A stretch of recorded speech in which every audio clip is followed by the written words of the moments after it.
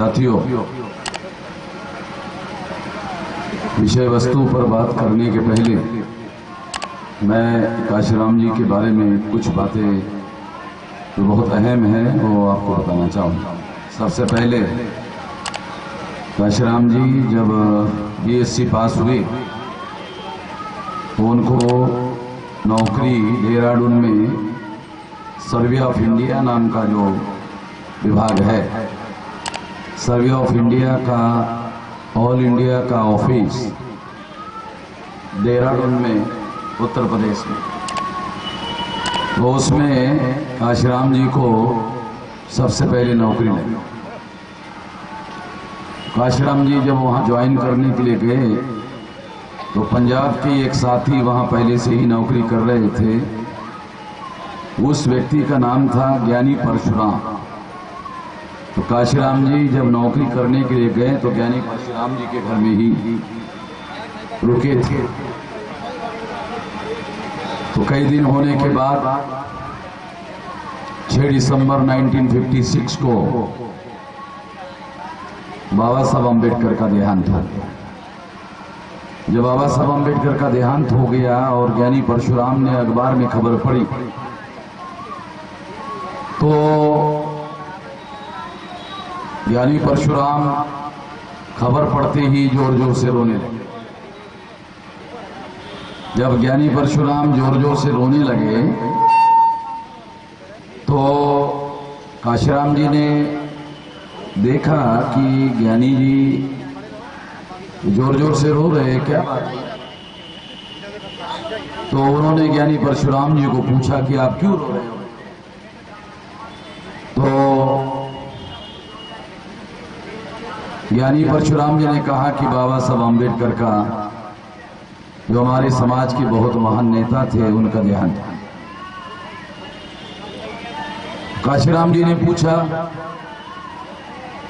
कि बाबा साहब अम्बेडकर कौन थे? काशीराम जी को बाबा साहब अम्बेडकर के बारे में जानकारी नहीं थी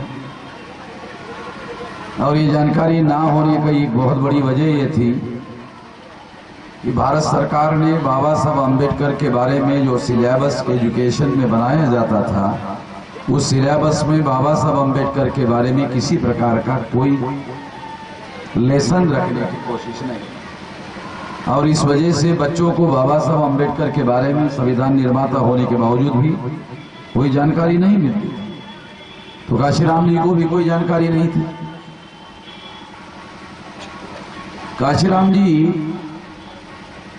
देहरादून में जिस सर्विस में थे वो सर्विस उनके एजुकेशन के हिसाब से छोटी थी, तो वो एग्जामिनेशन देने का काम लगातार उनका जारी था।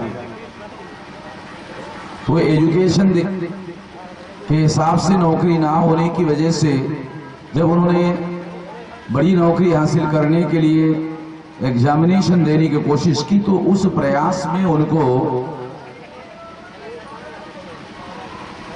रिसर्च साइंटिफिक ऑफिसर के तौर पर पूना में डिफेंस की जो फैक्ट्री थी, एक्सप्लोजिव फैक्ट्री, जहां स्फोटक पदार्थ मिलिट्री के लिए बनाए जाते थे, तो उस एक्सप्लोजिव फैक्ट्री में काशीराम जी को अच्छी जॉब मिल गई, रिसर्च साइंटिफिक ऑफिसर। जब ये जॉब मिल गई तो देहरादून से काशीराम जी पूना चले। पूना में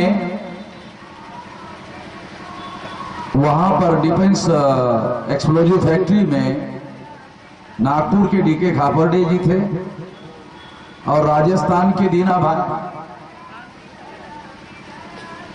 भाना जी अनुसूचित जाति जनजाति वेलफेयर एसोसिएशन के प्रेसिडेंट थे।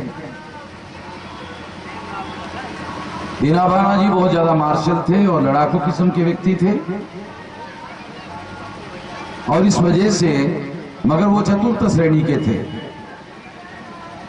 चतुर्थ श्रेणी के होने के बावजूद भी वो लड़ाई लड़ने वाले आदमी थे, इसलिए जो ग्रेजुएट लोग उस एक्सप्लोजिव फैक्ट्री में थे उन लोगों ने, ग्रेजुएट लोगों ने दीना भाना को जो SC/ST वेलफेयर एसोसिएशन था उसका प्रेसिडेंट था। इससे आप अंदाजा लगा सकते हो जो दीना भाना जी थे वो थोड़ा मार्शल और बहुत ज्यादा लड़ाकू किस्म थे। इतने में जो इंडस्ट्रियल रिलेशन से संबंधित एक कानून है जिसके अंतर्गत जो भी इंडस्ट्रियल यूनिट होते थे उसकी छुट्टियां कौन सी होनी चाहिए उसका निर्धारित करने के लिए जो मैनेजमेंट होता था उन लोगों को छुट्टी निर्धारित करने का अधिकार होता था। तो वहां जनरल मैनेजर थे तमिलनाडु के ब्राह्मण रामचंद्रन। तो उन्होंने मीटिंग बुलाई क्योंकि SC/ST वेलफेयर एसोसिएशन के प्रेसिडेंट दीना भाना जी थे, तो उनको भी सदस्यता के तौर पर उस कमेटी में उनको भी बुलाया गया था ताकि फैसला लिया जा सके कि कौन से छुट्टियां घोषित किया जाए। मीटिंग हुई और मीटिंग में बाबा साहब आम्बेडकर के जन्मदिन की छुट्टी देने से रामचंद्रन जो तमिलनाडु का ब्राह्मण था उसने इनकार किया। जब इनकार कर दिया तो जो रेजोल्यूशन पास किया गया था उस रेजोल्यूशन में दीना भाना जी ने साइन करने से इनकार किया। जब उसको जबरदस्ती की गई दीना भाना जी को कि इस पर साइन करो तो उन्होंने साइन करने से इनकार किया। ये उसको पूछा रामचंद्र ने कि आप साइन क्यों नहीं कर रहे हो, तो दीना भाना जी ने कहा कि आप लोगों ने अपने महापुरुषों के लिए छुट्टियां ले ली, मेरे महापुरुष के लिए तो आपने छुट्टी दी नहीं, इसलिए मैं इस पर साइन करने वाला नहीं। तो जबरदस्ती करने के बाद भी जब दीना भाना जी ने इस बात को स्वीकार नहीं किया तो दूसरे दिन दीना भाना जी को, क्योंकि उनका प्रॉब्लम खड़ा हो गया, उनकी साइन होना जरूरी था, तो दूसरे दिन उसको सस्पेंड कर दिया। दीना भाना जी को सस्पेंड कर दिया।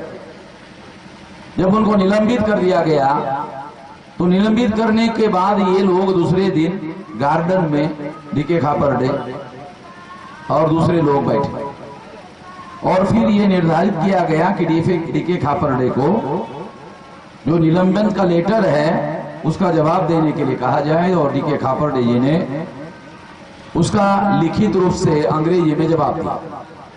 जब अंग्रेजी में जवाब दिया तो मैनेजमेंट के लोगों को लगा कि ये चतुर्थ श्रेणी का आदमी दीना भाना है, इसको अंग्रेजी आती नहीं है, तो ये अंग्रेजी में जवाब किसने लिखा। छानबीन करने के बाद पता चला कि डीके खापरडे ने अंग्रेजी में जवाब लिखा।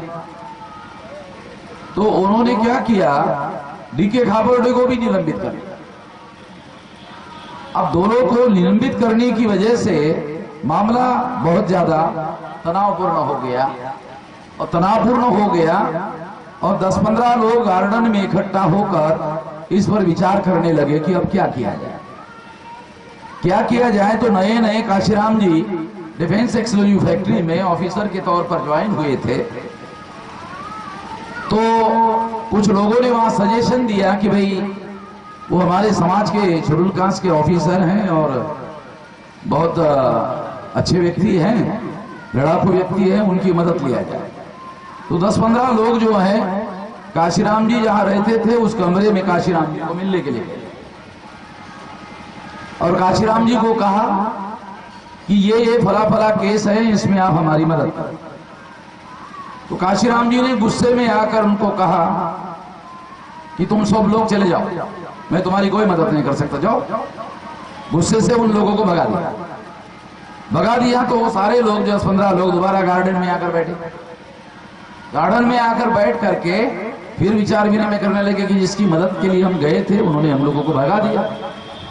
तो 10-15 लोगों ने आपस में सलाह मशवरा करके ये निर्णय किया कि काशीराम जी हमारी मदद नहीं कर रहे हैं, तो ऐसा करते हैं कि कल दोबारा उनके घर में जाते हैं और इस बात को पूछने के लिए जाते हैं कि आपने हमारी मदद नहीं की, कोई बात नहीं है, मगर हमको भगाया क्यों, ये पूछने के लिए जाते हैं। तो 10-15 लोग काशीराम जी को ये पूछने के लिए गए कि आपने हमारी मदद नहीं की, कोई बात नहीं है, मगर आपने हमको भगाया। जब वो काशीराम जी को 10-15 लोगों ने पूछा कि आपने हमको भगाया क्यों, तो काशीराम जी ने कहा कि आप मुझे मैनेजमेंट के साथ लड़ाई करने के लिए कह रहे थे। यदि मैं ये लड़ाई शुरू करता तो शुरू करने के बाद में आप सभी लोग भागने वाले ही थे। जब मैं लड़ाई शुरू करता तो बाद में आप लोग भागने वाले ही थे। इसलिए मैंने सोचा जब आप लोग बाद में भागने वाले ही हो तो मैं पहले ही क्यों न भगा दूं आपको, इसलिए मैंने आप लोगों को भगाया। तो इन लोगों ने कहा कि हम लोग भागने वाले लोग नहीं हैं, हम लोग लड़ने वाले लोग हैं। तो काशीराम जी कहा अच्छा आप भागोगे नहीं, लड़ने वाले लोग हो, चलो ठीक है। तो मैं आपको बताता हूं ऐसा ऐसा करना होगा, जो जो मैं बताता हूं ऐसा करना होगा। तो खापर्डे और दीना भाना को कहा अलग बुलाकर, देखो जो रामचंद्रन मैनेजमेंट का सीनियर मैनेजर है, सबसे बड़ा मैनेजर है, मैं इस केस के लिए उनको मिलने के लिए जाता हूं और दोनों का सस्पेंशन निलंबित करने के लिए कहता हूं। यदि उसने मेरी बात को नहीं माना तो मैं कैबिन में उसकी पिटाई करूंगा। और दो दरवाजे हैं कैबिन के, दोनों दरवाजे पर, एक दरवाजे पर खापर्डे खड़ा रहेगा, एक दरवाजे पर दीना भाना। तो उन्होंने कहा क्यों? नहीं आप दोनों लोग देखो मैं पिटाई कर रहा हूं, तीसरा कोई आदमी देखना नहीं चाहिए। देखा क्यों नहीं देखना चाहिए? ये तीसरा देखेगा तो सबूत होगा, गवाह हो जाएगा। इसलिए तुम लोग देखोगे तो दो बातें होगी, एक तुम तो हमारे साथी हो इसलिए गवाह नहीं बनो, और मैं अन्याय के विरोध में लड़ रहा हूं तो तुम अपनी आंखों से देखोगे तो तुम्हारा यकीन होगा, विश्वास होगा। इसलिए तुम लोगों को दरवाजे पर खड़ा रहना। तो ये बात मैं इसलिए भी बता रहा हूं क्योंकि अभी काशीराम जी तो है नहीं। तो इस तरह से वो दो लोग दरवाजे पे खड़े रहे और काशीराम जी कैबिन में गए। रामचंद्रन जो तमिलनाडु का ब्राह्मण था उसके साथ बातचीत करने लगे। काशीराम जी को बहुत ज्यादा गुस्से वाला स्वभाव था, पंजाबी आदमी थे, बहुत ज्यादा गुस्से वाले थे और नौजवान थे। तो 2-4-5 मिनट में ही मामला गर्मा गर्मी में आ गया और काशीराम जी ने ऐसे बाल, वो रामचंद्रन के ऐसे बाल पकड़कर जो टेबल था उसके टेबल पर वो उसको मुंह से मारने लगे तो वो चिल्लाने लगा। तो इन्होंने दोनों ने देखा कि 1-2 मिनट में ही उसके नाक से खून निकल रहा। तो खापर्डे साहब ने देखा कि उसके नाक से खून निकल रहा है तो दीना भाना जी के पास दौड़े दौड़े गए और कहने लगे कि मर जाएगा, मर्डर हो जाएगा, क्योंकि काशीराम जी उसको रोकने वाले तो नहीं, खत्म कर देंगे। तो दोनों के दोनों जो है दौड़े, तो दोनों ने काशीराम जी को छुड़ाया, खींच करके और बाहर लाया और वो तीनों वहां से चले जाने के बाद में फिर मैनेजमेंट के लोग शाम को बैठे और उन्होंने दोनों का सस्पेंशन, दीना भाना जी का सस्पेंशन रिवोक किया, खापर्डे साहब का भी सस्पेंशन रिवोक किया और काशीराम जी का सस्पेंड। आप लोगों को, यूपी के लोगों को ये कहानी पता नहीं है, थोड़ा आप लोगों को ये कहानी जो है काशीराम जी काशीराम बनने के पहले की कहानी। काशीराम बनने की कहानी तो आपको मालूम है। काशीराम जी काशीराम बनने के पहले की जो कहानी है, तो जब काशीराम जी को सस्पेंड किया गया शाम को, उनको खबर कर दिया गया, तो खापर्डे साहब, दीना भाना जी जहां काशीराम जी कमरे में रुके थे वहां गए। काशीराम जी ने खापर्डे साहब को कहा कि तुम बाबा साहब अम्बेडकर की बहुत बड़ी बड़ी बातें करते हो, कि बाबा साहब का लिखा हुआ कोई किताब है? अभी तो मैं सस्पेंड हो गया हूं, मेरे पास तो समय है, मेरे पास कोई काम धाम तो है नहीं,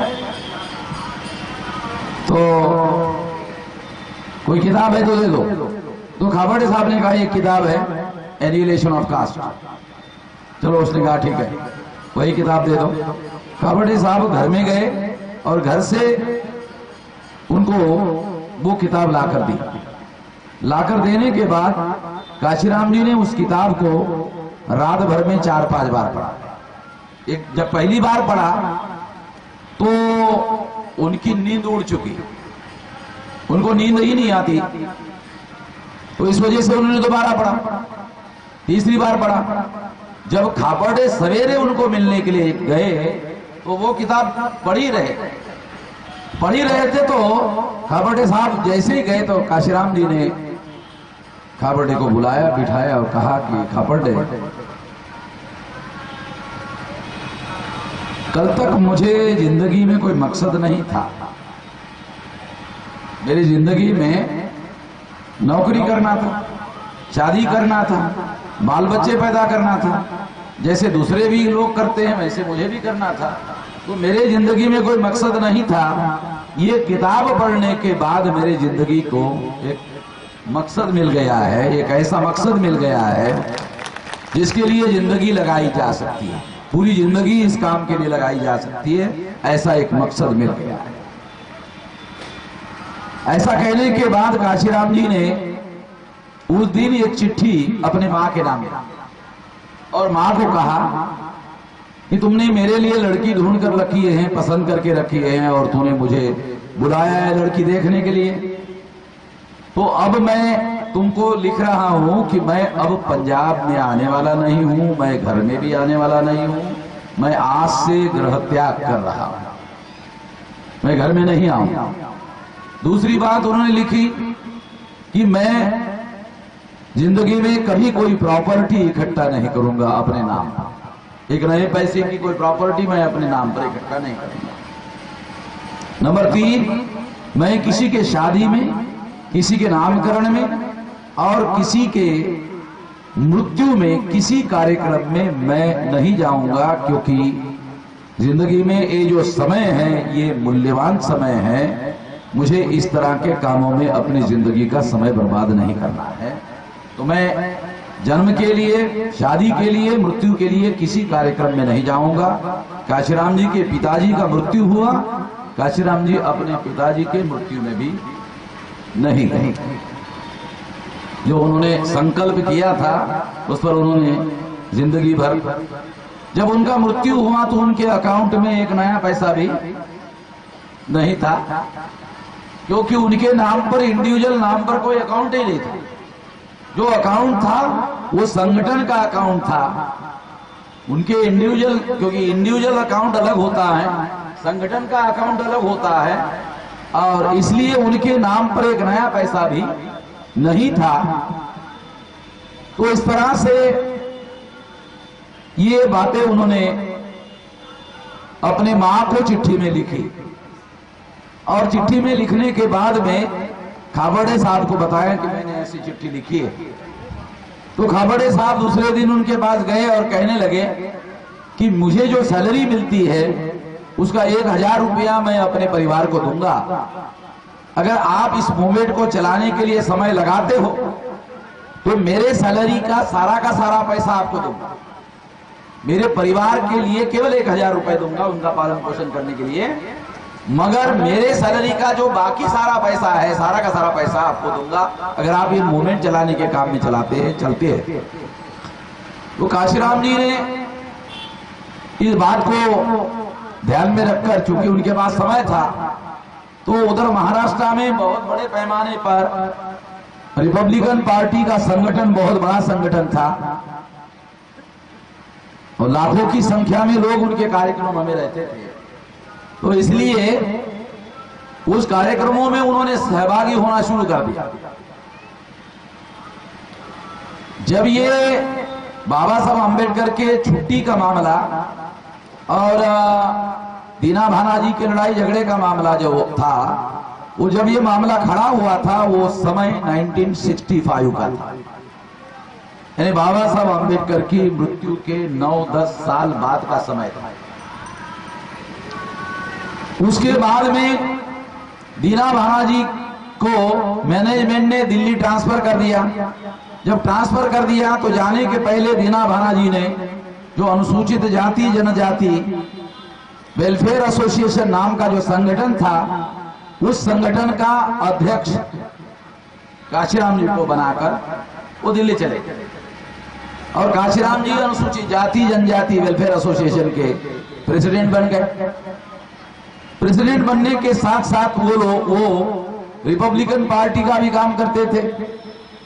तो कुछ दिन के बाद में रिपब्लिकन पार्टी में काम करते करते उनको ये तजर्बा हुआ कि केवल अनुसूचित जाति और जनजाति के लोगों का संगठन बनाने से हम लोग इस देश में कामयाब नहीं हो सकते।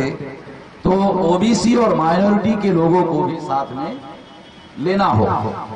तो इसलिए 1972 को काशीराम जी ने प्लान बनाया और प्लान बनाकर 73 को 6 दिसंबर 73 को बामसेप, ये जो अनुसूचित जाति जनजाति वेलफेयर एसोसिएशन नाम का जो संगठन था जिसके वो प्रेसिडेंट थे, वो संगठन उन्होंने विसर्जित कर दिया और विसर्जित करके एक नया संगठन बनाया। उस नए संगठन का नाम था द बैकवर्ड ब्रैकेट में SC ST OBC and minorities communities employees federation. E for backward, A for end, M for minorities, C for communities, E for employees, F for federation। BAMCEF, BAMCEF नाम का संगठन बनाया और बामसेप नाम का संगठन बनाया तो 6 दिसंबर 1973 को उन्होंने इसको कहा, 6 दिसंबर 1973 को कहा कंसेप्शन ऑफ बामसेप। इसको उन्होंने अंग्रेजी में कहा कंसेप्शन ऑफ बामसेप। कंसेप्शन का मतलब होता है बीज डालना। ये बामसेप बनाने का बीज डाला जा रहा है, अभी इसका जन्म नहीं हुआ है, केवल बीज डाला गया।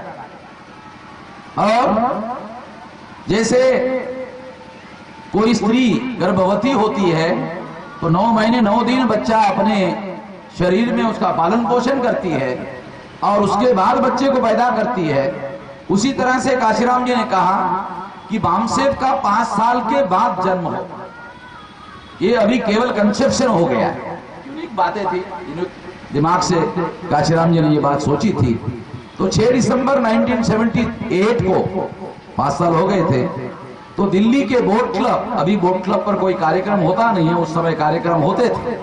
जब से टिकैत ने वहां किसान का रैली किया था, उसके दूसरे दिन से वहां पर सरकार ने बोट क्लब मैदान जो है राष्ट्रपति भवन के सामने वो देना बंद कर दिया। मगर 6 दिसंबर 78 को काशीराम जी ने वहां मैदान लिया और उस मैदान में वहां पर कार्यक्रम किया बामसेप के 6 दिसंबर 78 को। और उस समय आपके उत्तर प्रदेश के रामधन नाम के एक शेड्यूल कास्ट के नेता हुआ करते थे और आपके पूरी उत्तर प्रदेश के थे। शायद आप लोग जानते होंगे, ये बुंदेलखंड का एरिया है, बुंदेलखंड का एरिया पूरी उत्तर प्रदेश को लगा हुआ है। तो रामधन नाम आप लोगों को शायद पता हो, अभी तो नहीं है वो, मगर तो उनके हाथों से उसका उद्घाटन किया। क्योंकि बहुत सारे लोग क्योंकि आप लोग जो है, बहुत सारे लोग मंच पर जो है वो ज्यादातर लोग जो है बहुजन समाज पार्टी के साथ जुड़े हुए लोग, तो बामसेप का इतिहास पता नहीं है। तो इसलिए मुझे ऐसा लगा कि काशीराम जी के जन्मदिन के मौके पर थोड़ा आप लोगों को भी एनलाइटन किया जाए कि इसके बैकग्राउंड की जो हिस्ट्री है वो हिस्ट्री ये है, थोड़ा और आगे कुछ मौलिक बातें हैं, थोड़ा मैं आपको बताना चाहता हूं। जब काशीराम जी ने सोचा कि केवल शेड्यूल कास्ट और शेड्यूल ट्राइब के लोगों को, जो 22.5% होते हैं देश की संख्या में, केवल उनको इकट्ठा करके हम लोग सफल नहीं हो सकते, इसलिए हम लोगों को बहुजन को इकट्ठा करना होगा।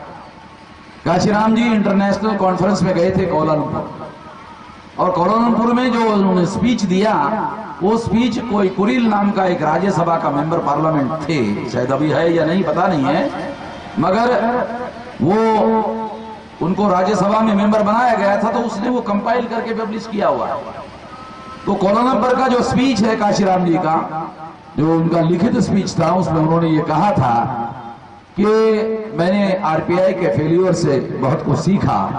तो आरपीआई के फेल्यूर से बहुत कुछ सीखा, तो आरपीआई के फेल्यूर से सीखने का मतलब ये था कि वो अल्पसंख्यक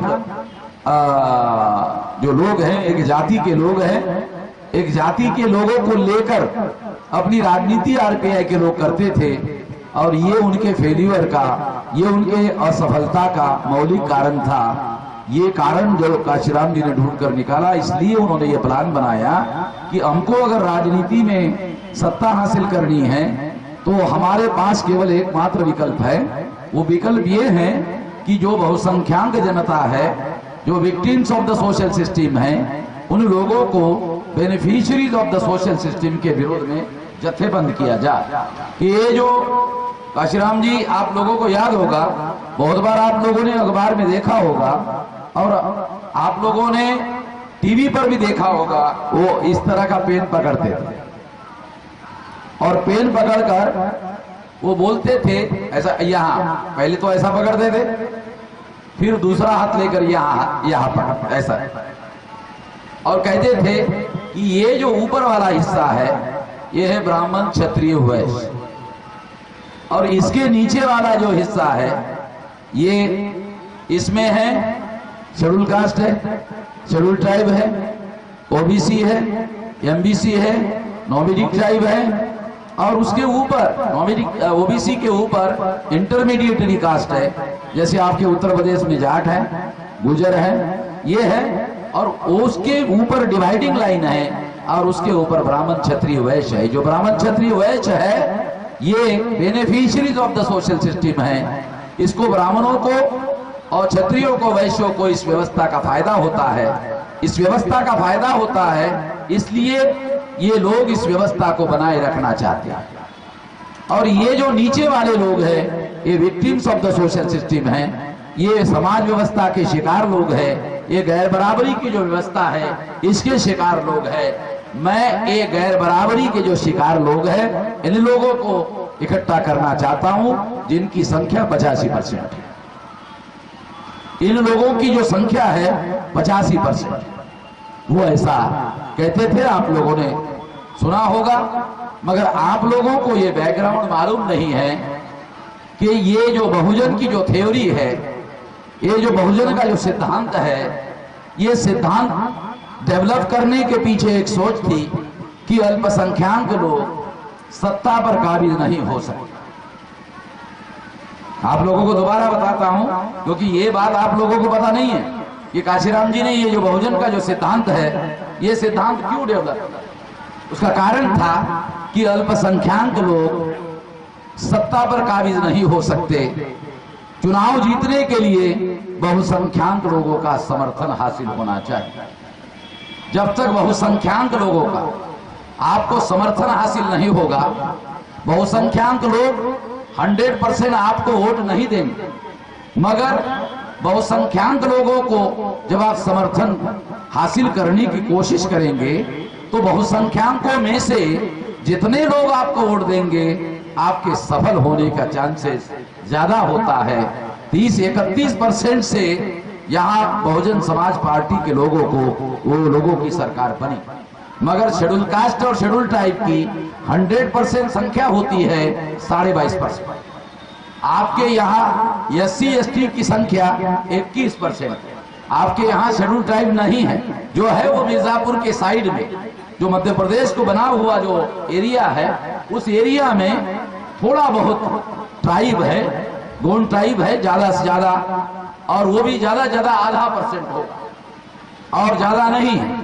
तो ये ओवरऑल जो संख्या है 21%, तो 21% के आधार पर आप उत्तर प्रदेश में सत्ता हासिल नहीं कर सकते। 1948 की बात है, जब बाबा साहब आम्बेडकर कानपुर या लखनऊ आए थे, तो उस समय उन्होंने बैकवर्ड क्लास के लोगों को कहा था और शेड्यूल कास्ट के लोगों को भी कहा था कि शेड्यूल कास्ट और बैकवर्ड क्लास के लोगों को उत्तर प्रदेश में इकट्ठा होना चाहिए, और अगर वो इकट्ठा होते हैं तो ये जो गोविंद वल्लभ पंत यहाँ का मुख्यमंत्री बना हुआ है, ये मुख्यमंत्री नहीं रह पाएगा और तुम्हारा ही किसी आदमी मुख्यमंत्री बन जाएगा। तो ये जो गोविंद वल्लभ पंत नाम का मुख्यमंत्री जो ब्राह्मण है, ये आपके जूतों के फीते खोलने में गर्व महसूस करेगा। ये बात बाबा साहब अम्बेडकर ने 1948 में लखनऊ में शेड्यूल कास्ट फेडरेशन का जो कॉन्फ्रेंस था, उस कॉन्फ्रेंस में बाबा साहब अम्बेडकर ने कही थी। ये सारी रिकॉर्डेड और सारा फैक्ट अवेलेबल है, डॉक्यूमेंट्री एविडेंस है। इससे अध्ययन करके काशीराम जी ने इस बात को सीखा। काशीराम जी ने और एक मौलिक बात मैं आप लोगों को बताना चाहता हूँ, बहुत मौलिक बात है क्योंकि बहुत सारे लोगों को इसके बारे में जानकारी नहीं है। काशीराम जी को बाबा साहब अम्बेडकर का नाम भी मालूम नहीं था। बाबा साहब अम्बेडकर का आंदोलन और बाबा साहब अम्बेडकर की विचारधारा बहुत दूर की बात। बाबा साहब अम्बेडकर का नाम भी मालूम नहीं था। उसका कारण मैंने आपको बताया कि सरकार ने बाबा साहब अम्बेडकर का नाम मालूम ना हो, इसलिए सरकार ने बाबा साहब अम्बेडकर का सिलेबस में किसी प्रकार का क्रमिक लेसन नहीं रखा था। और आज भी बाबा साहब अम्बेडकर के बारे में क्रमिक किताबों में कुछ नहीं लिखा जाता। मायावती की सरकार आने के बाद उत्तर प्रदेश में रखा गया था या नहीं रखा गया था, इसके बारे में मेरे पास कोई जानकारी नहीं है, क्योंकि मायावती ने शायद एजुकेशन मिनिस्टर एक ब्राह्मण को बनाया था, कि ब्राह्मण किस तरह से रखेगा, ये सोचने वाली बात है। मैं आप लोगों को जो बात बताना चाहता हूं कि काशीराम जी जब जानते नहीं थे, इस बात को जानते नहीं थे, बाबा साहब के नाम को भी नहीं जानते थे, तो उनके आंदोलन को और उनकी विचारधारा को जानने का सवाल ही नहीं था। इसलिए काशीराम जी ने इस आंदोलन को जानने और समझने के लिए एक सब्जेक्ट तैयार किया। उस सब्जेक्ट का नाम था अम्बेडकरिज्म, सर्वाइव या रिवाइव, कि इसको कैसे रिवाइव किया जाए, इसको कैसे सर्वाइव किया जाए, ये एक सब्जेक्ट रखा। और इस सब्जेक्ट को उन्होंने ऑल इंडिया में कई राज्यों में इसका सेमिनार करा, और सेमिनार में उस समय रिपब्लिकन पार्टी के जो विचारक लोग थे, रिपब्लिकन पार्टी के जो नेता लोग थे, उन लोगों को काशीराम जी ने उस कार्यक्रम में भाषण करने के लिए बुलाया और पूछा कि आप बताओ कि अम्बेडकरिज्म को किस तरीके से सर्वाइव रिवाइव किया जा सकता है। तो उन्होंने जानकारी लेने की कोशिश की, लोगों से जानकारी लेने की कोशिश की, और जानकारी लेकर लोगों से सीखा। जो लोग आंदोलन नहीं चला पा रहे थे, उससे काशीराम जी ने बहुत कुछ सीखा, और सीख कर उन्होंने इसको आगे बढ़ाने की बात सोची। मगर ये आगे बढ़ाने के पहले जब वो रिपब्लिकन पार्टी में कार्य करते थे, तो आप लोगों को हैरान होगी ये बात सुनकर कि पूना जो ब्राह्मणों का गढ़ है, वहां पर रिपब्लिकन पार्टी का मेयर बनाने में काशीराम जी ने वहां सारी बागडोर अपने हाथ में रखी थी, और वहां उन्होंने अशोक नीडे नाम के एक व्यक्ति को, शेड्यूल कास्ट के व्यक्ति को, पूना का महापौर, आप यहाँ क्या कहते हैं, मेयर, शायद मेयर कहते हैं, उधर मराठी में महापौर कहते हैं, तो मेयर बनाने में कामयाबी हासिल की थी। ये बहुजन समाज पार्टी बनाने की पहली सफलता थी। तो उससे उन्होंने बहुत कुछ सीखा, और ये सीखने के बाद में जब 72 में जो उस पार्टी के राष्ट्रीय अध्यक्ष थे दादा साहब गायकवाड़, उन्होंने कांग्रेस पार्टी के साथ समझौता किया। उस समय 421 सीटें हुआ करती थी पार्लियामेंट, आप लोगों को जानकारी नहीं होगी, उस समय 421 सीटें हुआ करती थी। तो रिपब्लिकन पार्टी का दादा साहब गायकवाड़ ने समझौता कराया कांग्रेस के साथ, तो एक सीट रिपब्लिकन पार्टी लड़ेगी और 420 सीटों पर कांग्रेस लड़ेगी। तो बराबर, क्योंकि कांग्रेस तो 420 थी, बराबर है, वो गलत नहीं था, कांग्रेस 420 थी, बराबर उन्होंने आंकड़ा लिया था। तो मगर एक सीट पर दादा साहब गायकवाड़ ने कांग्रेस के साथ समझौता किया। ये बड़ी हैरान करने वाली बात थी काशीराम जी ने, और खाबड़े साहब ने, दीना भाना जी तो दिल्ली में ट्रांसफर हो गए, तो इन्होंने बहुत समझाने की कोशिश की, तो दादा साहब गायकवाड़ नहीं माने। तो खाबड़े साहब और काशीराम जी ने मिलकर ये प्लान बनाया कि ऐसा करो कि आप नासिक में दादा साहब गायकवाड़ के घर में जाके उनको समझा। तो काशीराम जी दादा साहब गायकवाड़ के घर में गए, नासिक, जो राष्ट्रीय प्रेसिडेंट थे रिपब्लिकन पार्टी, वहां जाकर काशीराम जी ने अपना सारा प्लान, जो उन्होंने बहुजन समाज पार्टी बाद में बनाई, तो वो प्लान उन्होंने रिपब्लिकन पार्टी के लिए बनाकर उन्होंने दादा साहब गायकवाड़ को समझाया कि किस तरीके से हम लोग इस देश में राजनीति में सफल हो सकते हैं। ये सारा प्लान जब काशीराम जी ने दादा साहब गायकवाड़ को समझाया, तो दादा साहब गायकवाड़ ने काशीराम जी को कहा, काशीराम तुम नौजवान हो, तुमको राजनीति समझ में नहीं आई, राजनीति तुम्हारे बस की बात नहीं, तुम जो कह रहे हो वो नहीं हो सकता, तुम जो कह रहे हो वो नहीं हो सकता। ये जब बात दादा साहब गायकवाड़ ने कही, और कहने के बाद काशीराम जी को लगा कि मैं उल्टे घड़े पर पानी डालने का काम कर रहा हूं। बात समझ लो क्या कह रहे, घड़ा समझते हो, मटका क्या कहते हो आप इधर, जो मटका है वो उल्टा है, उस पर मैं पानी डालने की कोशिश कर रहा हूं तो पानी का संग्रह तो होगा नहीं। तो वहां से काशीराम जी बस में बैठे और सीधा पूना में आए, और जब पूना नासिक से पूना तक आए तो उनके दिमाग में केवल एक सेंटेंस घूम रहा था, लगातार घूम रहा था कि तुम जो कह रहे हो नहीं सकता, तुम जो कह रहे हो नहीं सकता, तुम जो कह रहे हो वो नहीं सकता। और पूना आते आते काशीराम जी ने संकल्प किया कि दादा साहब गायकवाड़ जो कहते हैं कि जो हो नहीं सकता मुझे उसी काम को करना, जो हो नहीं सकता मुझे उसी काम को करना। आसान काम तो कोई भी कर लेता है, आसान काम कोई भी कर लेता है। जब आसान काम कोई भी कर लेता है तो कोई भी आदमी उसको ये नहीं कहता है कि तूने कोई महान काम किया। आसान काम करने वालों की तरफ किसी का कोई ध्यान नहीं जाता है।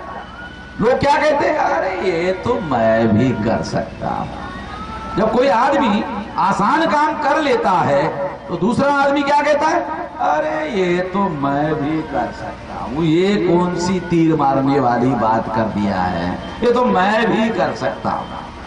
साथियों, काशीराम जी ने सोचा कि मैं वो काम करूंगा जो लोग कहते हैं कि ये हो नहीं सकता, चलो जो हो नहीं सकता उसी को करना है। और फिर जब वो 72 की बात आए तो 72 में फिर वो पुनः वापस आए नासिक से, और 73 में उन्होंने मामसेप उन्होंने बहुसंख्यांक लोगों को जगाकर जोड़ने के लिए और बहुसंख्यांक लोगों की एक ताकत, एससी, एसटी, ओबीसी और माइनॉरिटी, ये बहुसंख्यांक जो लोग हैं इन लोगों की एक ताकत बनाने के लिए काशीराम जी ने 73 में प्लान बनाया कि बहुसंख्यांक लोगों को इकट्ठा करने से ही हम लोग इस देश में बड़ा परिवर्तन करने का कार्य कर सकते हैं। और अगर हम ऐसा नहीं करेंगे तो हम केवल मांगने वाले रह सकते हैं। अगर शेड्यूल कास्ट के लोगों को इकट्ठा करेंगे और शेड्यूल कास्ट में एक जाति के लोगों को इकट्ठा करेंगे तो हम लोग ज्यादा से ज्यादा टिकट मांगने वाले हो सकते हैं। हम ज्यादा टिकट मांगने वाले नहीं रहना चाहते हैं, हम टिकट बनाने वाला बनना चाहते हैं, टिकट बांटने वाले बनना चाहते हैं। तो इस तरह से साथियों काशीराम जी ने बहुजन का सिद्धांत डेवलप किया।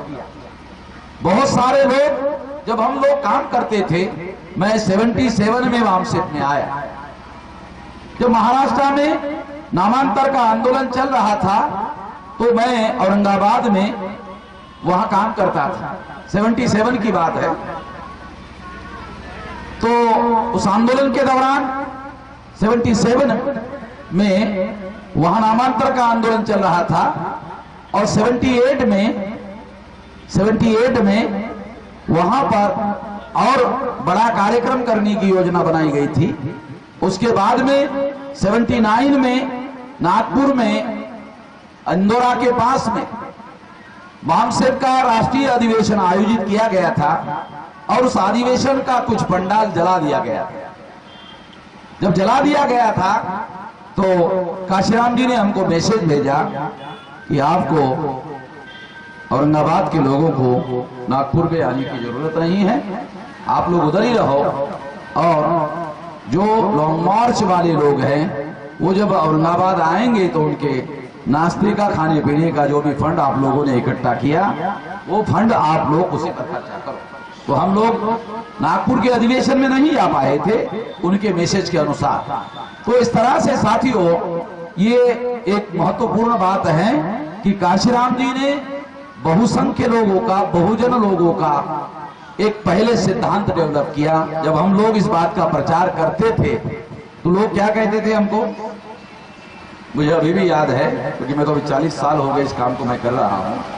तो लोग कहते थे, अरे एक जाति के लोगों को तुम इकट्ठा नहीं कर सकते हो, बहुजन को इकट्ठा करने की बात कर रहे हो, एक जाति को इकट्ठा नहीं कर सकते हो। बहुजन को इकट्ठा करने की बात करते हो, 85% इकट्ठा करने की बात करते हो, 6000 जाति के टुकड़ों को जोड़ने की बात करते हो, तो भी एक जाति को इकट्ठा नहीं कर सकते हो। लोग हमको कहते थे, मगर हम लोगों ने इस बात को, क्योंकि एक सिद्धांत था, ये संख्या नहीं थी, ये सिद्धांत था। सिद्धांत क्या था कि 15% लोग, जो ब्राह्मणिकल सोशल ऑर्डर है, जो ब्राह्मणवादी समाज व्यवस्था है, ये हम लोगों का शिकार करने वाले लोग, और 85% जो लोग हैं उसमें सबसे ज्यादा जो विक्टिम्स है, शिकार है, शेड्यूल ट्राइब के लोग हैं, उसके बाद में शेड्यूल कास्ट के लोग हैं, उसके बाद में ओबीसी के लोग हैं, एमबीसी के लोग हैं, ओबीसी के लोग हैं, उसके बाद में इंटरमीडिएटरी कास्ट के लोग हैं। ये ब्राह्मणवादी सोशल ऑर्डर के शिकार लोग हैं। बहुसंख्य लोग ब्राह्मणिकल सोशल ऑर्डर के शिकार लोग हैं।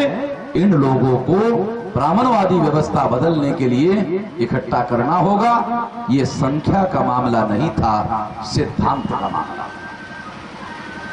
ये मामला संख्या का नहीं था, ये मामला संख्या का था। इसलिए हमने इस सिद्धांत को पकड़ा था, संख्या को नहीं पकड़ा था, सिद्धांत को पकड़ा था, और इस सिद्धांत को लेकर हम प्रचार करते थे। और हमारा यकीन था, कन्विक्शन था। कन्विक्शन का मतलब है दृढ़ विश्वास था इस सिद्धांत पर। अगर लगातार हम लोग कोशिश करते रहे, प्रयास करते रहे, तो हम लोग कामयाब हो सकते हैं। मैं आपको इसी सिद्धांत पर यकीन करने की वजह से मैं कहता हूं कि आज वामसेप में 2400 से ज्यादा जाति के, शेड्यूल कास्ट के, मोस्ट बैकवर्ड शेड्यूल ट्राइब के, शेड्यूल कास्ट के, एक्सट्रीम बैकवर्ड शेड्यूल कास्ट के, शेड्यूल ट्राइब के, मोस्ट बैकवर्ड शेड्यूल ट्राइब के, एमबीसी के, नॉमिडिक ट्राइब के, ओबीसी के, इनसे कन्वर्टेड माइनॉरिटीज, सिख, ईसाई, बुद्धिस्ट, जैन, इस तरह के जो लोग हैं, इन लोगों को 2400-2500 जाति के कार्यकर्ता आज हमारा काम करते हैं। काशीराम जी ने जब बहुजन समाज पार्टी बनाई थी, 84 की बात है, 14 अप्रैल 84 की बात है, तब उस समय 13 स्टेट में 140 जिलों में वामसेप संगठन था। जब काशीराम जी ने बहुजन समाज पार्टी बनाई थी 14 अप्रैल 1984 को, तो 13 स्टेट में 140 जिलों में वामसेप थी। आज के तारीख में वामसेप 31 राज्यों में, 535 जिलों में, 3500 तहसीलों में, 10,000 ब्लॉक में, सारे देश भर में इतना बड़ा संगठन का जाल फैला हुआ है। पिछले साल हमने 17 करोड़ रुपया 1 जनवरी 2015 से लेकर 31 जनवरी 2015 तक 17 करोड़ रुपया सारे देश भर में इकट्ठा किया, और इस आंदोलन को जन आंदोलन में रूपांतरित करने पर खर्चा किया। ये आंदोलन जिस सिद्धांत पर यकीन करके दृढ़ विश्वास के साथ चल रहा था, उसी सिद्धांत को लेकर हम चल रहे थे। उस सिद्धांत के साथ हमने धोखाधड़ी नहीं की और विश्वासघात नहीं किया। तो इस वजह से जब हम लोगों को ऐसा लगा कि ये मायावती का जो मामला है, जो मायावती की धोखाधड़ी है, ये धोखाधड़ी दद्दू प्रसाद जी को 2014 को शायद पता चली, शायद हो सकता है पहले पता चली हो, हम लोगों को 86 में पता चला। तो ये भी थोड़ा सा आप लोगों को बता दूं, 86 को हमको पता चली कि ये ऐसा होने वाला है, ऐसा होने वाला है। और इस वजह से हम लोगों ने ये निर्णय लिया कि वामसेप बेसिक ऑर्गेनाइजेशन है, यदि बेसिक ऑर्गेनाइजेशन को हम बचाने में कामयाब हो जाते हैं तो इस मिशन और मूवमेंट को बचाने में कामयाब हो सकते हैं। आज मायावती को बीजेपी का डर नहीं लगता है, मायावती को समाजवादी पार्टी का भी डर नहीं लगता है, मायावती को कांग्रेस पार्टी का भी डर नहीं लगता है, मायावती को वामसेप का और वामन मेश्राम का ज्यादा डर है। क्यों?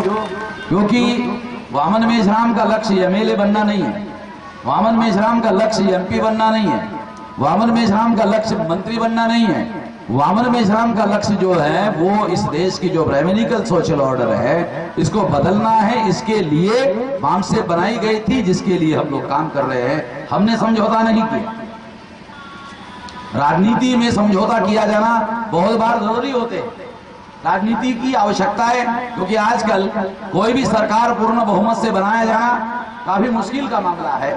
नरेंद्र मोदी को जो पूर्ण बहुमत मिला वो इसलिए नहीं मिला कि उनको पूर्ण बहुमत मिला। ईवीएम में उन्होंने घोटाला किया और घोटाले का मेरे पास दस्तावेजी सबूत है। ईवीएम में घोटाला करके नरेंद्र मोदी ने चुनाव जीता। मैंने इसके विरोध में सुप्रीम कोर्ट में केस दायर किया।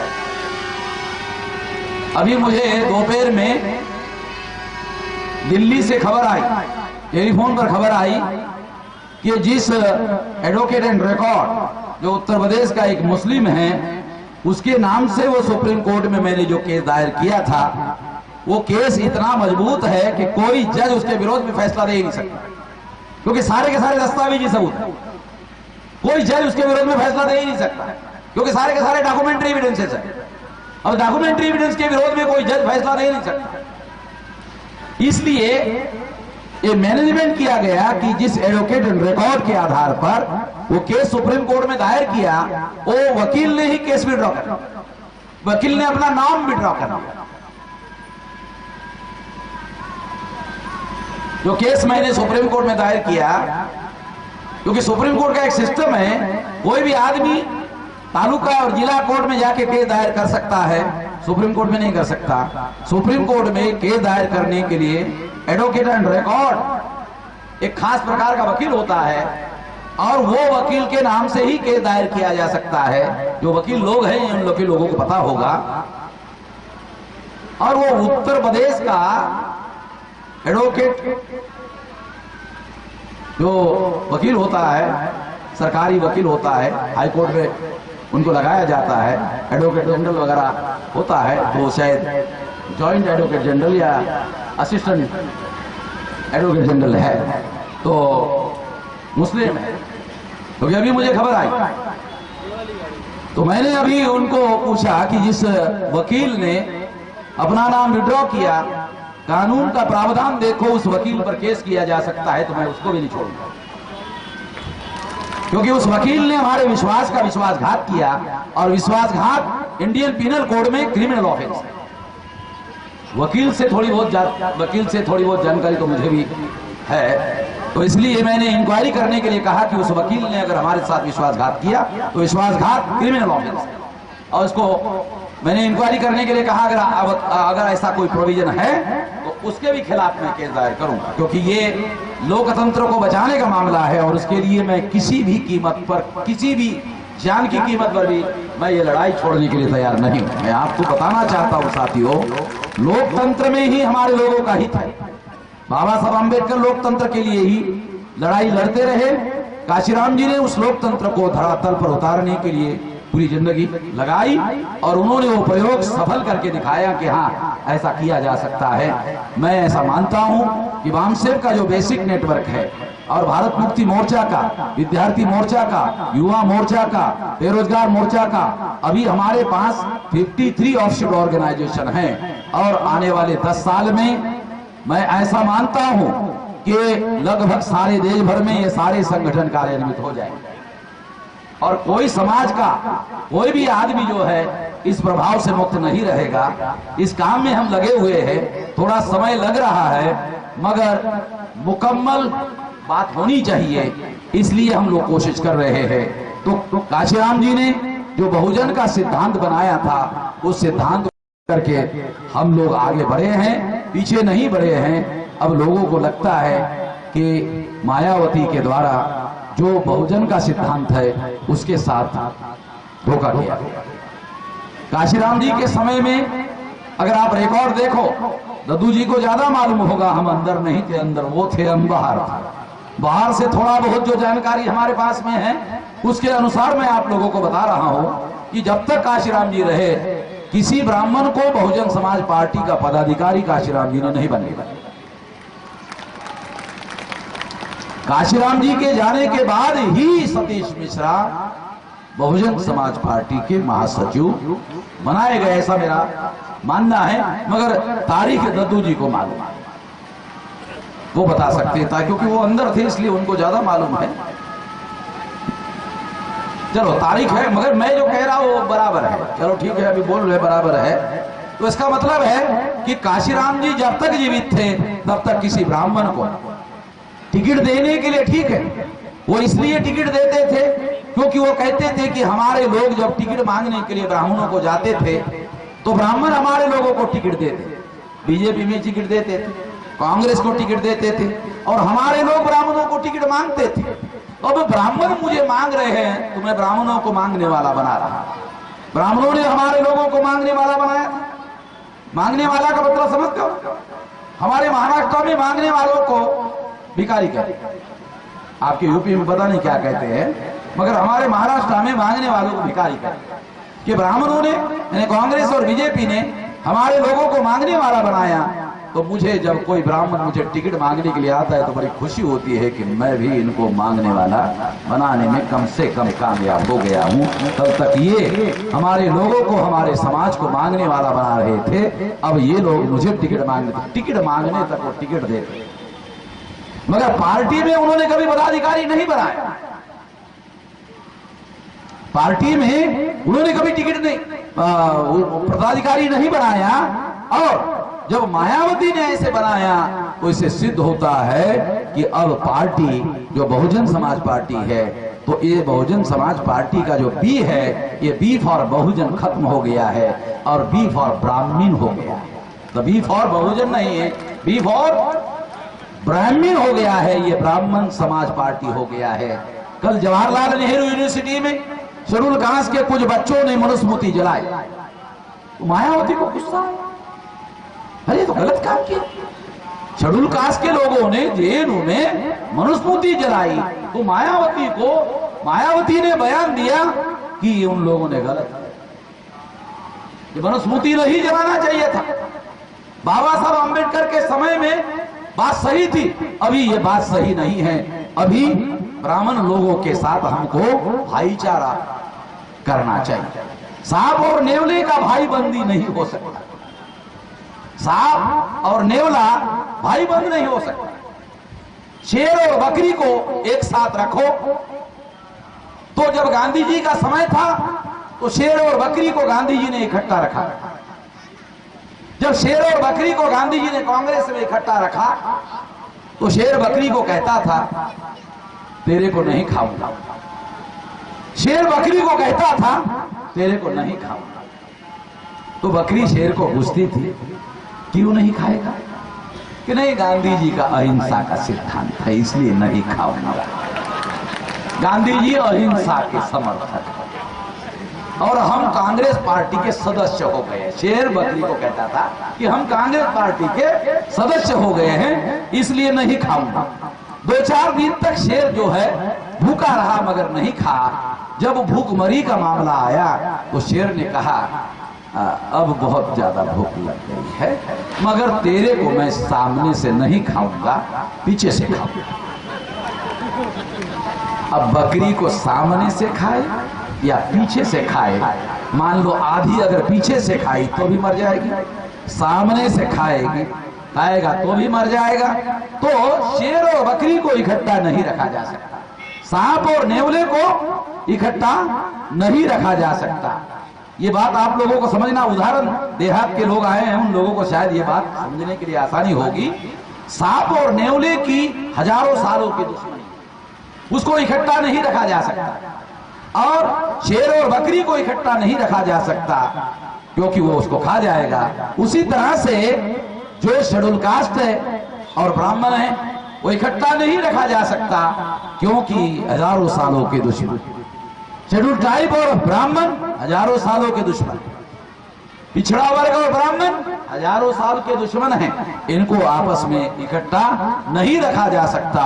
ये बात स्वयं बाबा साहब अम्बेडकर ने कही है। अपने मृत्यु के कुछ दिन पहले उन्होंने अपने लोगों को ये बात कही है, रिकॉर्ड अवेलेबल है, और कहा कि सांप और नेवले को इकट्ठा मत रखना, इससे खतरा है। अभी मैं AR अकेला नाम के एक व्यक्ति है यूपी के, हमारे शायद मंत्री जी के परिचित है, उन्होंने काशीराम जी के भाषणों का संग्रह और उनके इंटरव्यू का संग्रह जो है वो काशीराम जी के भाषणों का संग्रह किताब पब्लिश किया।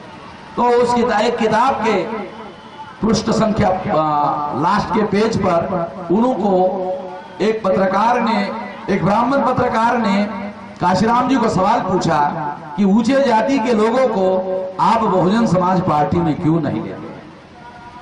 तो काशीराम जी ने कहा कि ऊंचे जातों की 4-4 नेशनल लेवल की पार्टियां हैं, तो उनको मेरे पार्टी की जरूरत नहीं है। पहली बात तो ये है कि उनके पास 3.5% ब्राह्मण हैं, उनके पास 4-4 नेशनल लेवल की पार्टियां हैं, उनको मेरे पार्टी की जरूरत नहीं।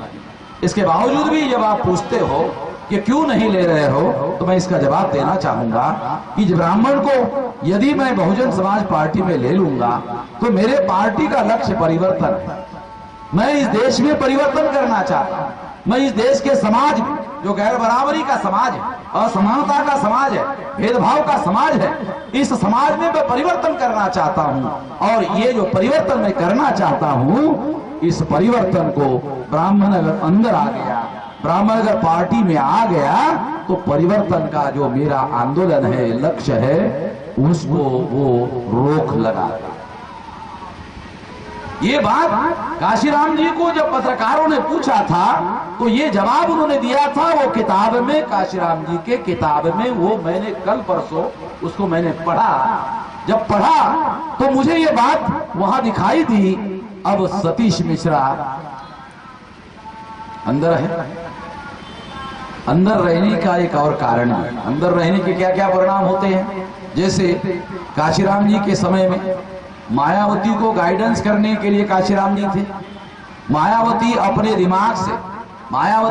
दिमाग से बहुत ज्यादा देर तक नहीं चल सकते। शायद आप लोगों को जानकारी नहीं है, मगर हम लोग तो बहुत पहले के लोग हैं। मायावती जब संगठन में आई थी, अभी ऐसे ऐसे आई थी, तो तब हम लोग बनाने वाले लोग थे, तो हम लोगों को जानकारी है। आप लोगों को जानकारी नहीं होगी। मायावती प्राइमरी में टीचर थी। खामखा बताया जाता है IAS में अपीयर हो गई थी, यह हो गया था। झूठी बातें ये इसलिए बताई जाती है कि थोड़ी हवा बनाई जा सके, इसलिए ये झूठी बातें बताई जाती थी। मायावती प्राइमरी में पढ़ाती थी और उसका जो हेडमास्टर था, मायावती की योग्यता के अनुसार मायावती को पढ़ाने का क्लास देता था। कोई भी स्कूल में जो हेडमास्टर होता है, वो टीचर को कौन से क्लास को पढ़ाने को देना चाहिए, वो हेडमास्टर निर्धारित करता है, उसका पावर होता है। तो हेडमास्टर ने मायावती को पहला क्लास पढ़ाने के लिए जिम्मेदारी लगाई। मुझे नहीं लगता आप लोगों को इसके बारे में जानकारी है। ये दिल्ली की जो महानगर पालिका की जो स्कूल थी, वो स्कूल में मायावती पढ़ाने का काम करती थी। उत्तर प्रदेश के लोगों को ये जानकारी नहीं है, मगर मुझे लगा कि अब ये जानकारी आप लोगों को जरूर बताया जाना चाहिए कि मायावती पहला क्लास को पढ़ाती और हेडमास्टर का आकलन था कि मायावती पहली क्लास को पढ़ा सकती। ये मेरा आकलन नहीं था, तो हेडमास्टर का आकलन। मैं तो हेडमास्टर का आकलन आप लोगों को बता रहा हूं। तो मायावती जब मुख्यमंत्री बनी, तो मुख्यमंत्री का कार्यभार मायावती नहीं चलाती थी। काशीराम जी ने दिल्ली से माता प्रसाद, जो उत्तर प्रदेश के IAS ऑफिसर थे और डेपुटेशन पर दिल्ली में गए थे, काशीराम जी ने माता प्रसाद को यहां लाकर चीफ सेक्रेटरी बनाया था। पता नहीं आप लोगों को पता है कि नहीं पता है, क्योंकि हम तो शुरू से जीरो से काम करने वाले लोग हैं, तो हम लोगों को सारी कहानी मालूम है। काशीराम जी ही उत्तर प्रदेश का पर्दे के पीछे मुख्यमंत्री के तौर पर काशीराम जी ही सारा का सारा काम देखते थे और सारे निर्देश जो है वो ऑफिसर्स लोगों को माता प्रसाद जी के माध्यम से और कुछ विश्वस्त अधिकारियों के माध्यम से काम वो करते थे। और सारा श्रेय जो है वो अखबारों में मायावती को मिलता है। कि मायावती को काशीराम जी बोलते थे कि मीटिंग में IAS अधिकारी को पत्रकारों के सामने डांट देना और उसको खड़ा करवाना, फिर बिठाने के लिए बोलना, डांट टमाटर बिठाओ। तो ऐसी खबर अखबार में आएगी तो खबर जब आएगी तो SC ST OBC के लोगों को लगेगा, हाँ ये आदमी जो है ये हमारा नेता हो सकती है। मायावती को काशीराम जी ने नेता बनाया। आप लोगों को पता नहीं है, काशीराम जी ने मायावती को नेता बनाया। काशीराम जी गॉडफादर थे, मार्गदर्शक थे। मार्गदर्शन के अधीन रहकर मायावती काम कर सकती थी। काशीराम जी चले गए, गॉडफादर की जरूरत मायावती को है। आज गॉडफादर का काम सतीश मिश्रा कर रहे हैं। मायावती बगैर गॉडफादर के, बगैर मार्गदर्शन के नहीं चल सकती। आज भी मायावती कागज पर, प्रेस कॉन्फ्रेंस जब लिया जाता है तो कागज पर लिखकर लाती है। इसका मतलब समझते हो? सतीश मिश्रा वो सब लिखवाता है और लिखवाने के बाद में मायावती प्रेस कॉन्फ्रेंस के सामने पढ़ती है। पढ़ने के बाद में अगर किसी पत्रकार ने काउंटर सवाल पूछा तो पहले उठती है और उठते उठते जवाब देके फिर चली जाती है। किसी सवाल का कोई जवाब देती नहीं है, क्योंकि सवाल जवाब में उसको फंसने का ज्यादा खतरा होता है। क्योंकि लिखी हुई बातें पढ़ना तो आसान होता है। जो बातें मैं आप लोगों को बता रहा हूं वो टीवी पर भी आप देख सकते हैं, आज भी देख सकते हैं। मायावती लिखा हुआ केवल पढ़ती है प्रेस कॉन्फ्रेंस में। प्रेस कॉन्फ्रेंस में आपने कभी देखा काशीराम जी ने कोई लिख कर लाया और लिख कर ला करके पढ़ रहे हैं? कभी आपने टीवी पर देखा? पत्रकार लोग सवाल पूछते थे और काशीराम जी जवाब देते थे और इतने धीरे से देते थे, बिल्कुल किसी किस्म का एक्साइटमेंट नहीं होता था, कोई गुस्सा नहीं होता था, कोई टेम्परेचर नहीं बढ़ता था। बहुत आसानी से, बहुत तसल्ली से, शांति से जवाब देते थे, क्योंकि कमांड उनकी थी। उनको मालूम था कौन से सवाल का क्या जवाब देना है, क्योंकि वो उनके दिमाग से सारी चीजें करते थे। वो पुराने रिकॉर्ड, पुराने इंटरव्यू, पुराना टीवी का रिकॉर्ड आज भी रिकॉर्ड में अवेलेबल है। मैं कोई काल्पनिक बातें नहीं कह रहा। अगर किसी को कोई एतराज है तो वो जो बात मैं कह रहा हूं वो बात आप देख लो। मैं कोई दुर्भावनाओं से प्रेरित होकर बात नहीं कह रहा हूं, जो सही है केवल आप लोगों को बताने की कोशिश कर रहा हूं। इस आधार पर मैं कह रहा हूं कि आज के तारीख में सतीश मिश्रा मायावती का गॉडफादर है, बहुजन समाज पार्टी का गॉडफादर है। इसके आधार पर कह रहा हूं कि बहुजन समाज पार्टी नहीं है। बी फॉर बहुजन था, काशीराम जी के समय में था। जब से सतीश मिश्रा महासचिव बनाए गए तब से मायावती की जो पार्टी है ये बहुजन समाज पार्टी नहीं रही, ये ब्राह्मण समाज पार्टी हो गई है। और इसलिए आजकल मायावती के पार्टी का एक स्लोगन होता है, हाथी नहीं गणेश है। हाथी नहीं गणेश है, ब्रह्मा विष्णु महेश है। अरे ये बात ब्राह्मणों को कहना चाहिए, ये बात एससी एसटी ओबीसी को नहीं कहना चाहिए, मगर ये बात ब्राह्मणों को कहना चाहिए, मगर वो नहीं कहते हैं। हम लोगों से कहलवाया जाता है, हम लोगों से ये बात कहलवाई जाती है कि आप कहो हाथी नहीं गणेश है, ब्रह्मा विष्णु महेश है। इसका मतलब ये है कि ब्राह्मणवाद के लाइन पर बहुजन समाज पार्टी को आगे लेके जाया जा रहा है। और इससे बहुजन समाज ब्राह्मण समाज का गुलाम बनाने का ये षड्यंत्र है।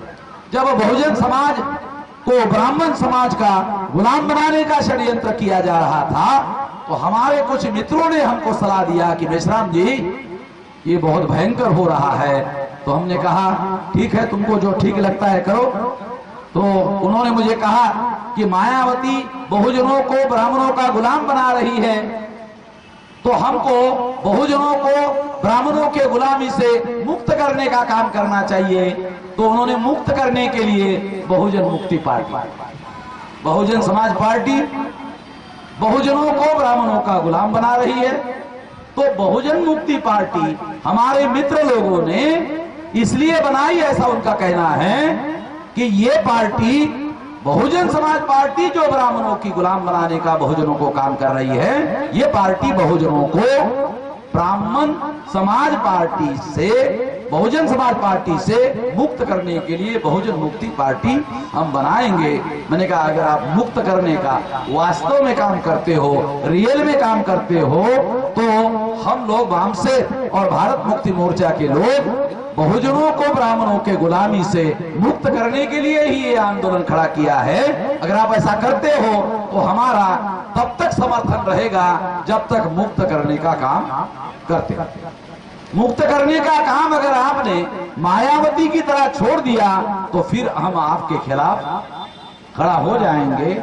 हम दद्दू प्रसाद जी को भी आपके सामने बता रहे हैं कि आप अच्छा हुआ मुक्त हो गए, अब आप समाज को मुक्त करो।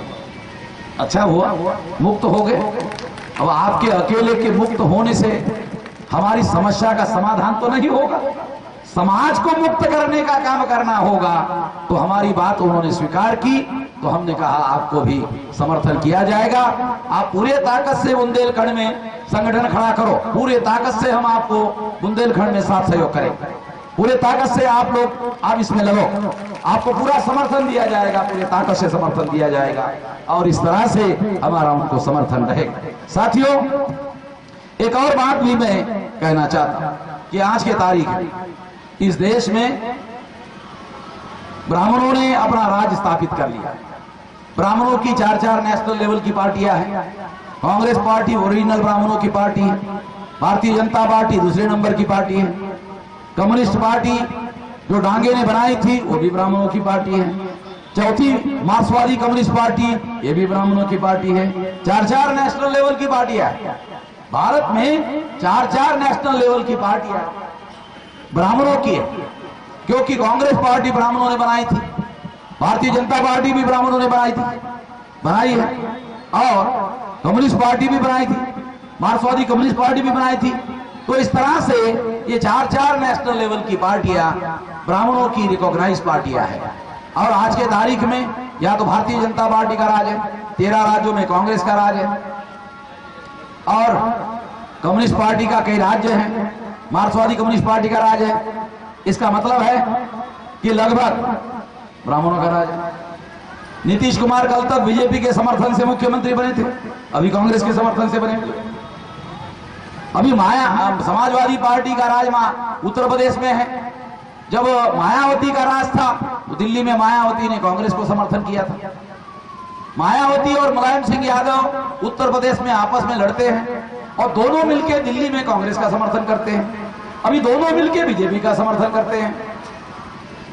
चुनाव के बाद मायावती मुख्यमंत्री बने या ना बने वो बीजेपी का समर्थन करती रहेगी।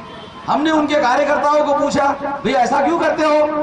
तो उन्होंने कहा सीबीआई का डंडा केंद्र सरकार के नियंत्रण में है और सीबीआई का डंडा केंद्र सरकार के नियंत्रण में है, तो डंडा दिखाने की वजह से मुलायम सिंह यादव डरते हैं, मायावती भी डरती है। तो मैंने कहा फिर तो ये सर्कस का शेर हो गए, ये जो असली शेर दिखाई दे रहे हैं ये असली शेर नहीं है, ये तो सर्कस का शेर है। सर्कस का शेर समझते हो? वो सर्कस में एक मास्टर होता है, वो शेर को कहता है खड़े हो जा, शेर खड़ा हो, बैठ जा तो शेर बैठ जा। रिंग मास्टर जो होता है आपने सर्कस में देखा होगा, तो वो शेर को उठाता है तो उठता है, बैठो बोलता है तो बैठा है। तो इसका मतलब ये जो लोग हैं ये लोग सर्कस के शेर, ये लोग सर्कस के शेर हैं और हाथी भी सर्कस का ही हो गया।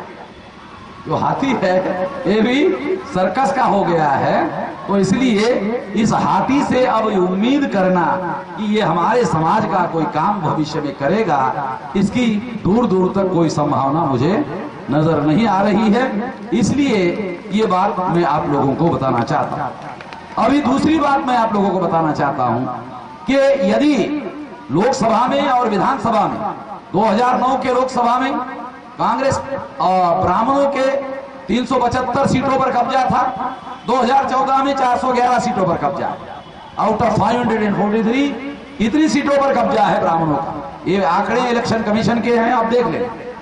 तो इस तरह से आज के तारीख में ब्राह्मणों का राज भारत में स्थापित हो गया है। अगर हम कार्यपालिका की बात ले लें तो 79.2% प्रथम श्रेणी के IAS, IPS, IRS अधिकारी है ब्राह्मणों के और तत्समूचे जाति के। तो कार्यपालिका भी उनके नियंत्रण में है। न्यायपालिका में जो हाईकोर्ट और सुप्रीम कोर्ट है, जो संविधान की व्याख्या करने का काम करते हैं, उन पर उनका ही सारा का सारा कब्जा है और वो लोग संविधान के विरोध में जाके फैसले करने का काम कर रहे हैं।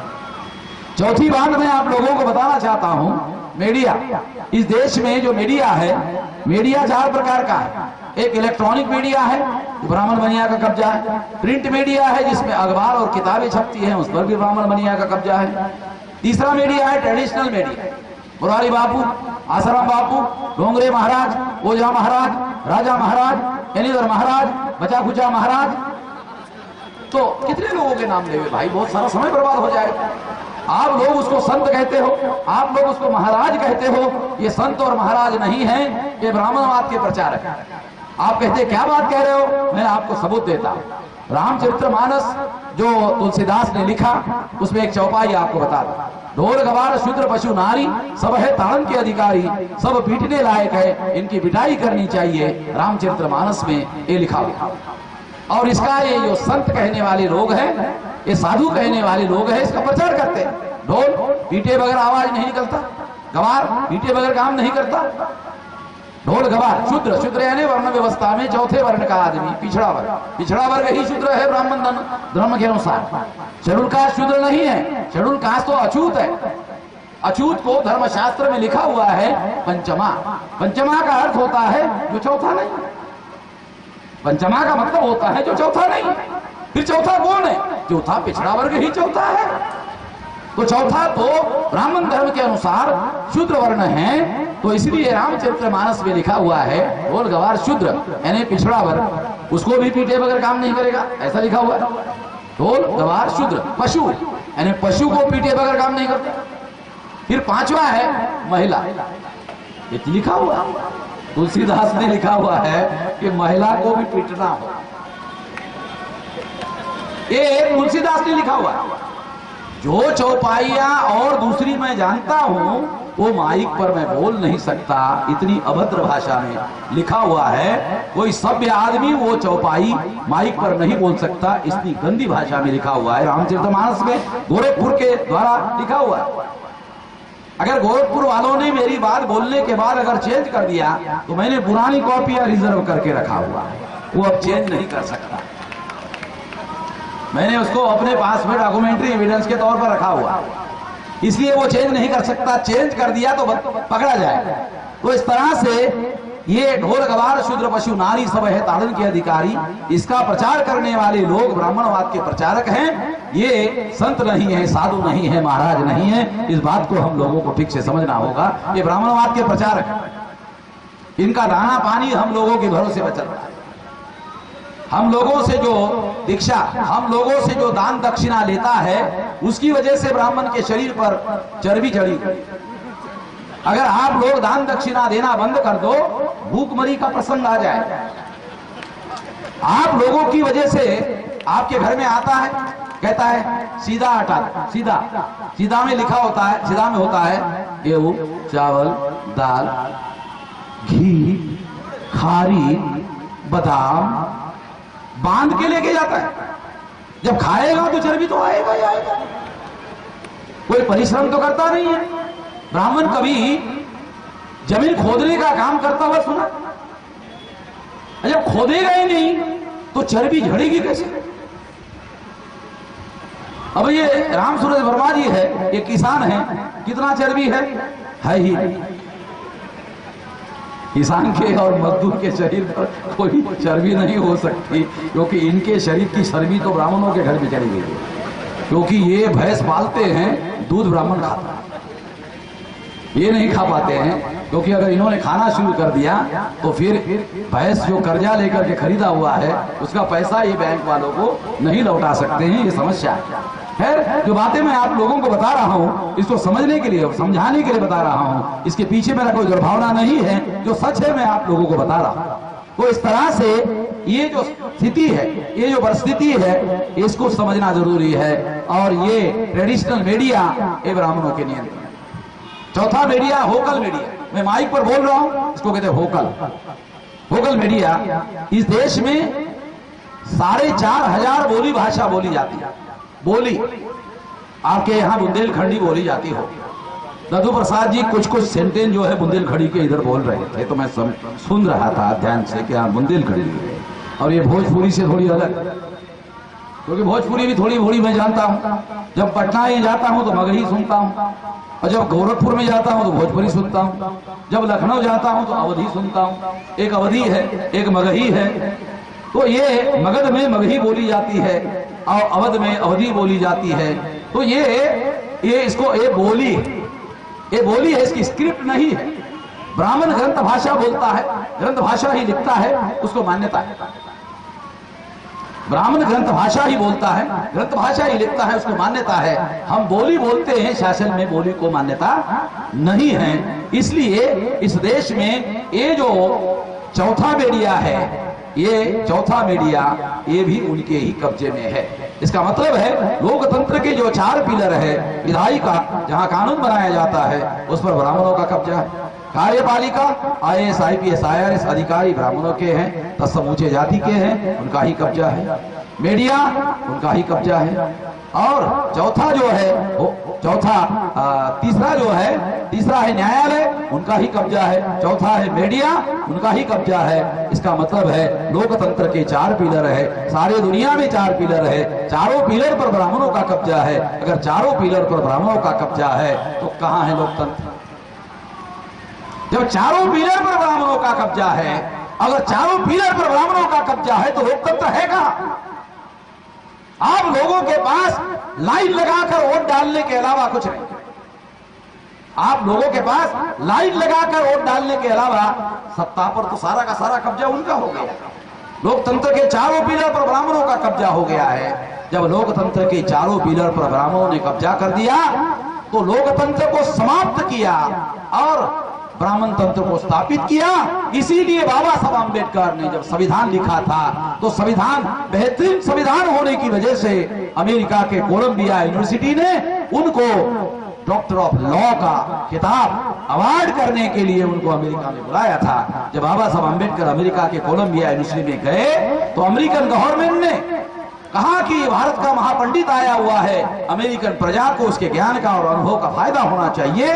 इसलिए वॉइस ऑफ अमेरिका जो रेडियो था अमेरिका का, उस पर बाबा साहब आंबेडकर को भाषण देने के लिए निमंत्रण दिया गया था। बाबा Saheb Ambedkar voice of America में बोलने के लिए गए थे। उस समय उन्होंने कहा था लोकतंत्र और ब्राह्मणवाद एक साथ नहीं चल सकते। ऐसा उन्होंने इसलिए कहा क्योंकि नेहरू लोकतंत्र और ब्राह्मणवाद को साथ साथ में चला रहे थे। तो उन्होंने चेतावनी देते हुए नेहरू को कहा, अमेरिका से कहा कि अगर तुम लोकतंत्र और ब्राह्मणवाद को एक साथ चलाने की कोशिश करोगे तो ब्राह्मणवाद ताकतवर है, शक्तिशाली है। अभी लोकतंत्र कल पैदा हुआ है, बच्चा है, कमजोर है। लोकतंत्र 1000 साल का ताकतवर है, शक्तिशाली है। ये उसको निगल जाएगा, ये खा जाएगा और उसको खत्म कर देगा। आज के तारीख में जो इस देश में ब्राह्मण तंत्र ब्राह्मणों ने स्थापित किया, इससे सिद्ध होता है कि लोकतंत्र को खत्म कर दिया गया।